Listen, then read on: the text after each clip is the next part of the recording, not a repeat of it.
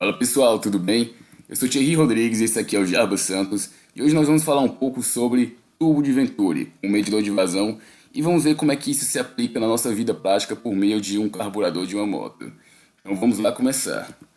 O tubo de Venturi é um aparato criado por Giovanni Battista Venturi. Em 1797, Venturi publicou a obra Investigações Experimentais sobre o princípio da comunicação lateral de um fluido em movimento, que trouxe a explicação do fenômeno atualmente conhecido como efeito Venturi.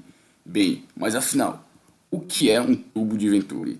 É um aparato destinado a medir a velocidade de escoamento e a vazão de um líquido incompressível através da variação da pressão durante a passagem deste líquido por um tubo de seção mais larga e depois por outro de seção mais estreita. Aqui na imagem representada pelo ponto 1, nossa seção mais larga, ele vai para a região mais estreita, ponto 2, e como nós podemos ver, há uma diferença de pressão dessas regiões.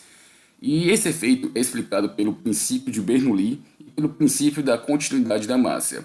O princípio de Bernoulli ele descreve o comportamento de um fluido movendo-se ao longo de uma linha de corrente e traduz para os fluidos o princípio da conservação de energia e expressa que num fluido ideal, sem viscosidade, nem atrito no caso, em regime de circulação por um conduto fechado, a energia que possui o fluido permanece constante ao longo do seu percurso. Então nós temos aqui a nossa área, a área 1, temos aqui a área 2, área 1 menor do que a área 2, então nós vamos ter uma diferença de velocidade, porém as vazões vão ser a mesma. E aqui o princípio da continuidade, que é basicamente isso, da vazão. Então vamos ver como é que isso se aplica no tubo de Venturi. Aqui na imagem nós podemos ver que nós temos o nosso fluido de entrada na região que é a área maior. Ele vai ter pelo princípio da continuidade, ele vai ter uma área 2 vai ser menor do que a área 1.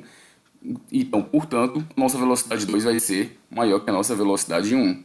O que implica também que a nossa P2, a nossa pressão 2, ela vai ser menor do que a nossa pressão 1. Por isso que nós vimos na imagem anterior que a nossa coluna do nosso fluido, ela era menor do que, no ponto 2, era menor do que a coluna no ponto 1. Isso é explicado pelo princípio de Bernoulli, como nós podemos ver aqui. Nós temos a energia da pressão, a energia cinética e a energia potencial. Bem, e como é que a gente pode aplicar isso num exemplo prático, que no caso é o carburador de uma moto? O carburador ele é um componente responsável por preparar a alimentação, que é a energia que o motor precisa para funcionar. Então, a missão do carburador é misturar e vaporizar a gasolina com o ar na proporção adequada para introduzir essa mistura no motor e produzir a explosão. Então, pelo princípio de Venturi, essa diferença de pressão, então como ele vai passar por uma área de maior, vai passar de uma área para maior velocidade, então ele vai ter uma área de menor pressão. E essa perda de pressão faz com que haja essa sucção da gasolina que ocorra a mistura com ar. Então pronto, esse foi o nosso exemplo, isso foi exemplo sobre o efeito de Venturi. E agora vamos ver isso por meio de um exercício, como é que isso acontece.